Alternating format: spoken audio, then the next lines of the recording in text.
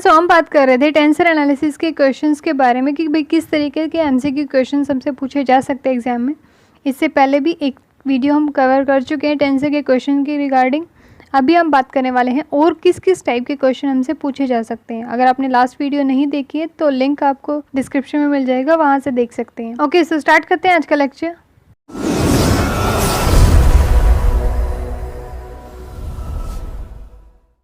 सबसे first question हमारे पास question number 1, in the expression A I and B I J, I is the, आपके पास expression given है A I and B I जे, नीचे subscript में क्या है, ए का सबस्क्रिप्ट है आई एंड बी का आई जे। सो लास्ट वीडियो में भी हमने बात की थी, हमसे ये पूछा गया ये कौन सा इंडिसिस है, डमी, फ्री इंडिसिस या दोनों। तो हमने डिस्कस किया था कि जो इंडिसिस अपने आप को रिपीट करता है, जैसे आई की वैल्यू या आई कितनी बार यूज़ हुआ है, 2 बार, जे की बात करूँ तो 1 बार यूज़ हुआ है, तो ऐसा इंडिसिस जो अपने आप की वैल्यू को रिपीट करता है, खुद को रिपीट करता है, वो हमारा कौन सा इंडिसिस होता है, वो हमारा होता है डमी इंडिसिस, जो कि बेसिकली हम यूज़ किस में करते हैं, समेशन के लिए। ठीक, ओके, नेक्स्ट है question number 2, if an expression has 2 dummy indices, अगर आपके एक्सप्रेशन में कितने डमी इंडिसिस हैं, 2, तो टोटल नंबर ऑफ टर्म्स कितने होंगी सम के लिए। अभी हमने बात की कि ये किसको रिप्रेजेंट करता है, समेशन को। जितने ज़्यादा डमी इंडिसेस होंगे उतनी ज़्यादा आपकी क्या होंगी, टोटल नंबर ऑफ टर्म्स जिनका आपको क्या करना है, सम करना है। सो ऑप्शन हमारे पास ए 3, बी 3⁻² यानी कि 9, एंड थर्ड है ये हाफ है, इसका एग्जैक्ट क्या आना चाहिए, 3⁻³ यानी कि 27। ठीक है, तो इसका सीधा सीधा सिंपल सा फॉर्मूला है, जितने भी आपके डमी इंडिसेस हैं उनको आप क्या करोगे, पावर के अंदर रखोगे। किसके पावर के अंदर, अभी आप जितना ये सब कुछ सोल्व कर रहे हो ये किसके लिए कर रहे हो, कार्टेशियन कोऑर्डिनेट्स के लिए। ठीक है, सब जानते हैं कार्टेशियन में हमारे पास क्या क्या होते हैं, एक्स, वाई एंड जेड, यानी कि कितने फैक्टर हैं, 3।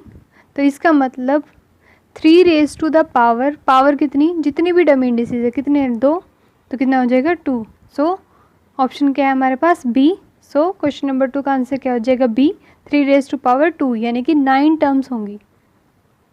ओके, नेक्स्ट है question number 3, the expression a11 x11, ये कुछ इस तरीके से है, a11 x11 plus a21 x12 and so on. So अगर आपको इसको समेशन कन्वेंशन में लिखना है तो आप किस तरीके से लिखोगे, ये हमने थ्योरी लेक्चर में भी कवर किया था कि आपका समेशन कन्वेंशन क्या यूज़ हो रहा है टेंसर में, जो हमारा आइंस्टीन समेशन कन्वेंशन है। सो ऑप्शन ए क्या है, A I J and X J I. ठीक है, बी है A I I and X J J, and similarly C क्या है, जस्ट बी का रिवर्स। सो एक बात ध्यान देने की है, यहाँ पे ये वाली टर्म देखिए क्या हो रहा है, आपकी दोनों वैल्यूज़ अलग अलग हैं।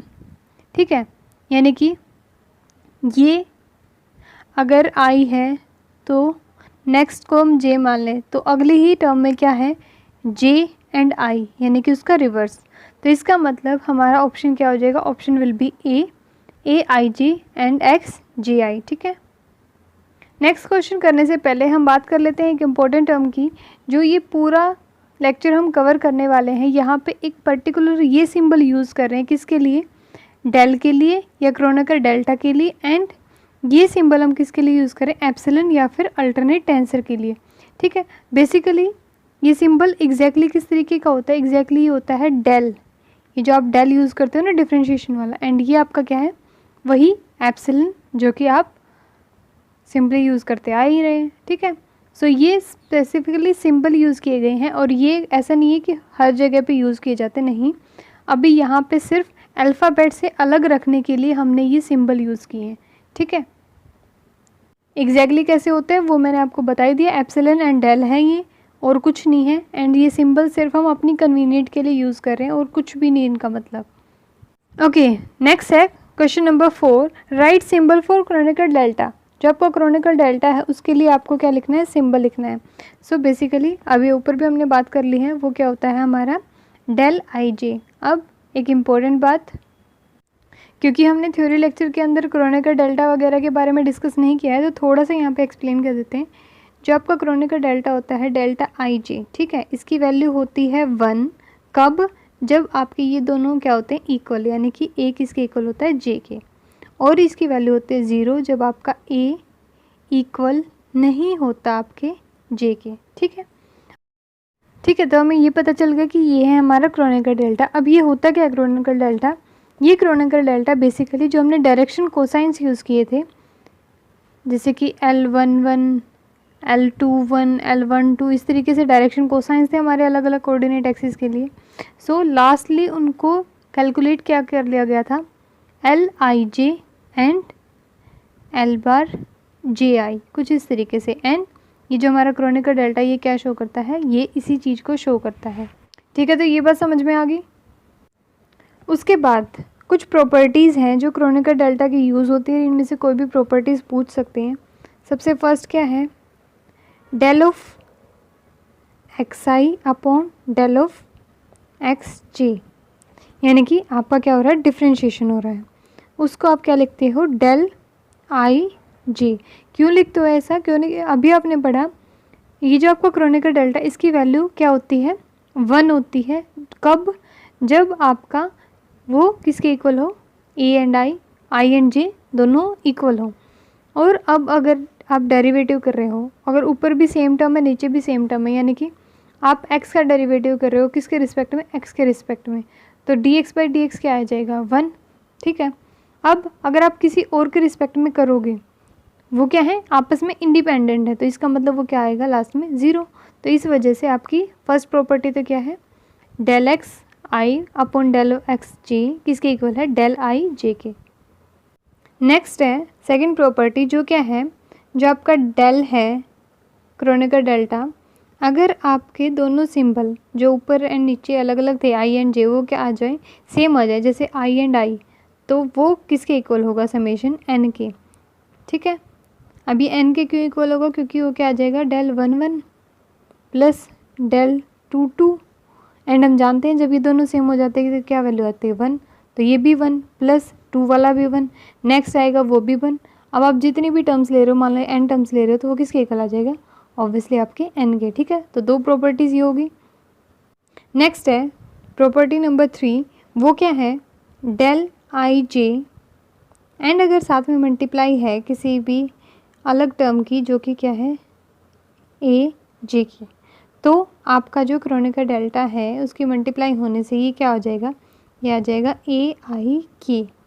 अब ऐसा क्यों, क्योंकि आपका जो डेल आई जे है आप जानते हो इसकी वैल्यू क्या है, या तो 1 या फिर 0। जिस टाइम पे आई जे के इक्वल होगा उस टाइम पे तो ये क्या आ जाएगा, 1 आएगा, अदरवाइज़ तो 0 आएगा। अब ये 0 आते ही इसके साथ ये मल्टीप्लाई में है तो ये भी 0, तो इसकी कुछ वैल्यू आएगी नहीं।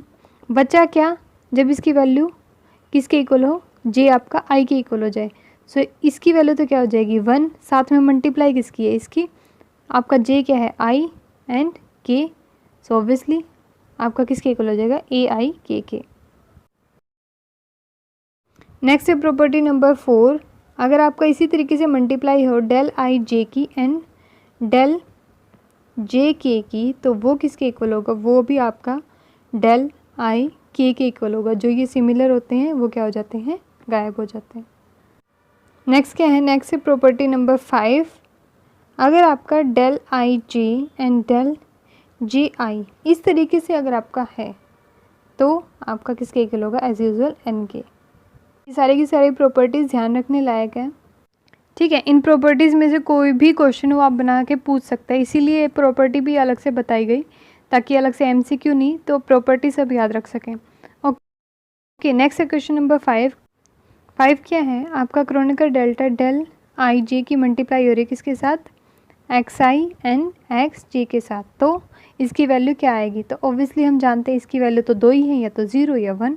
अब 0 होगी तो मल्टीप्लाई है तो पूरा 0 हो गया, तो इसका मतलब जब आपका ए जे के इक्वल होगा तभी इसकी कुछ वैल्यू आ सकती है। अब ए जे के इक्वल हो गया तो इसका मतलब ये दोनों सिंबल भी क्या हो जाएंगे, सेम। तो सेम सिंबल कहाँ पे है, आपका सी में, यहाँ पे एक्स कैपिटल एंड स्मॉल है, ऐसा कुछ नहीं होता, सेम ही रहेगा। सो आपका आंसर क्या हो जाएगा, सी।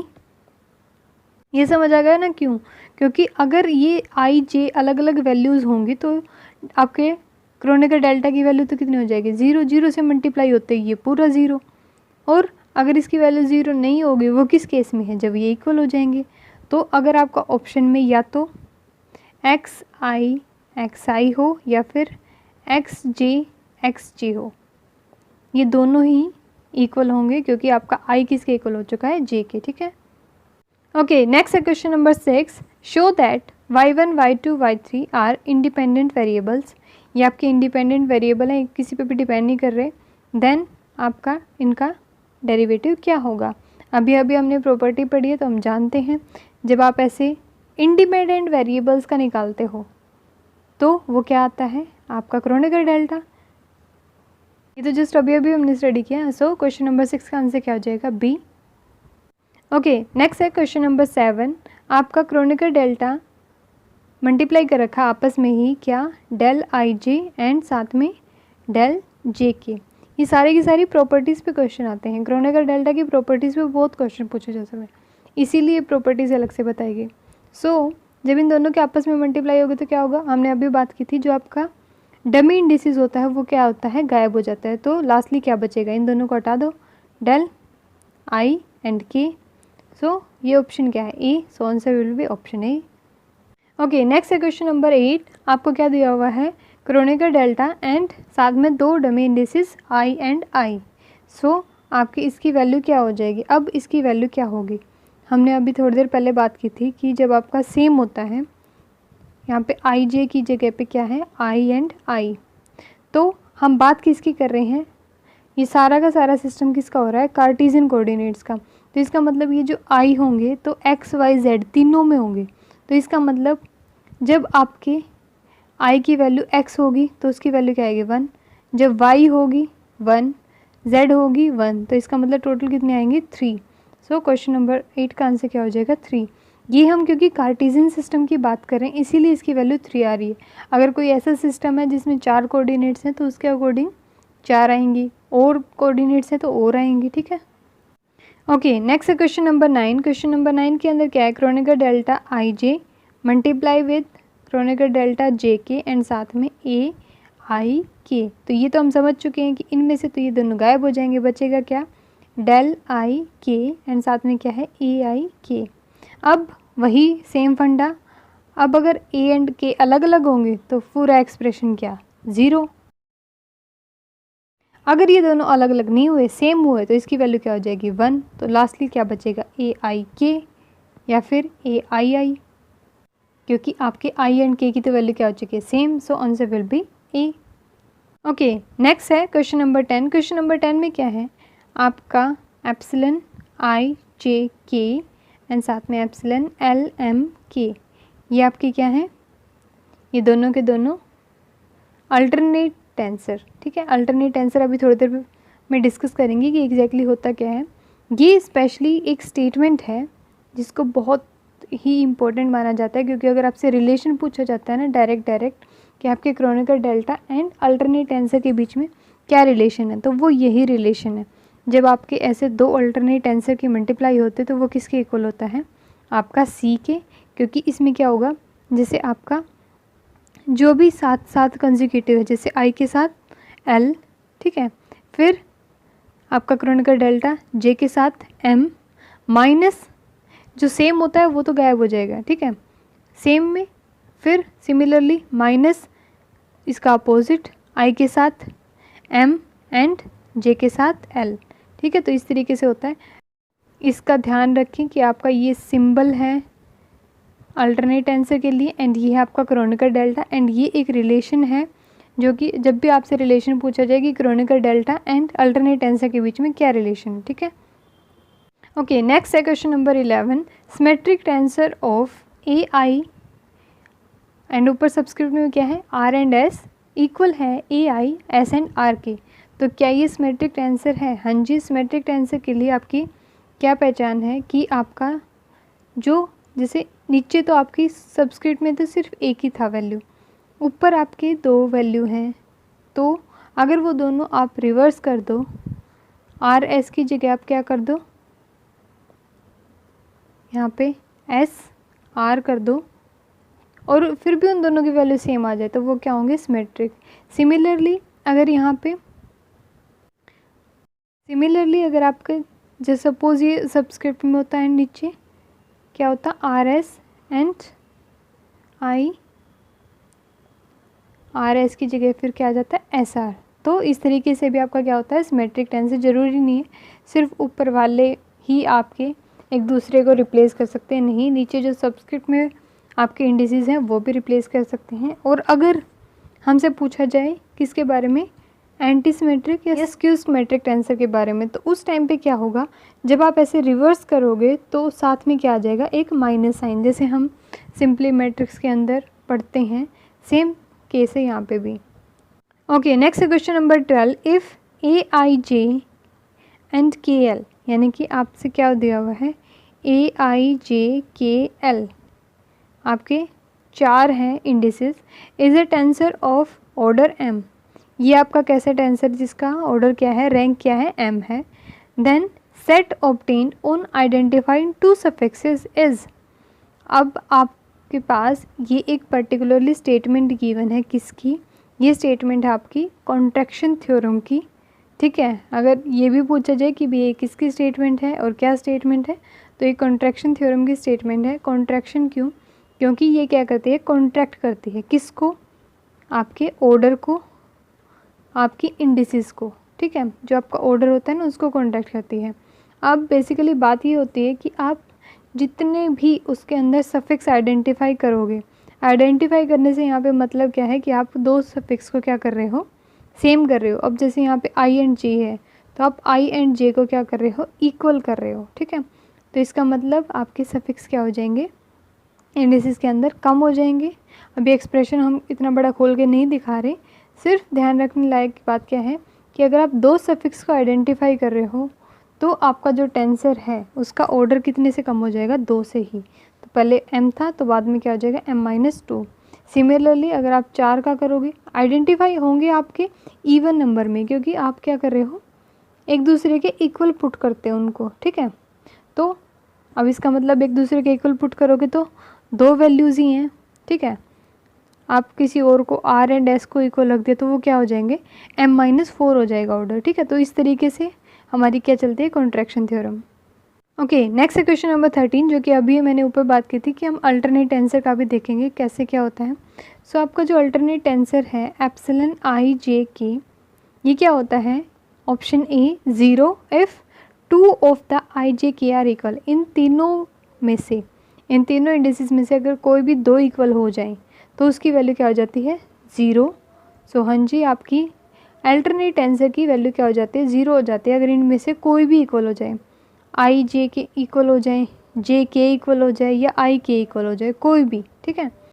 नेक्स्ट है बी 1 इफ़ आई जे के इज़ ए साइक्लिक परम्यूटेशन 1 2 3, अगर आपका साइक्लिंग परम्यूटेशन चल रहा है, साइक्लिंग परम्यूटेशन मतलब जैसे आपकी ये जो वैल्यूज़ हैं, आई इसकी वैल्यू है 1, जैसे सपोज जे की है 2, के की है 3, नेक्स्ट फिर जो नेक्स्ट आई आएगा उसकी 4, नेक्स्ट जे की 5 एंड के की 6, इस तरीके से परम्यूटेशन चल रहा है, या फिर रिवर्स। तो इस तरीके से अगर आपका साइक्लिक ऑर्डर चलता है, ठीक है, आई जे के की साइड, यानी कि आपका आई फिर जे एंड फिर के, अगर आपका ये साइक्लिक ऑर्डर चल रहा है तो वो क्या, इसकी वैल्यू क्या हो जाएगी, 1।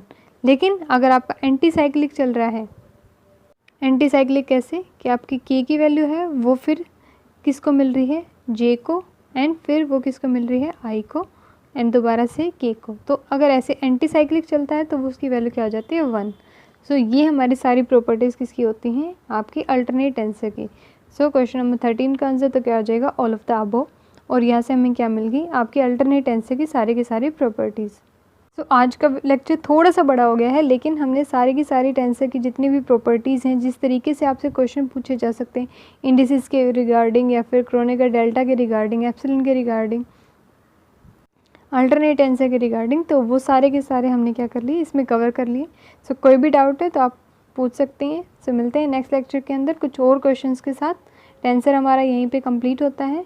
नेक्स्ट हम बात करेंगे फोरियर ट्रांसफॉर्म से रिलेटेड। ओके, सो मिलते हैं नेक्स्ट लेक्चर में, तब तक के लिए bye bye, take care, thank you very much.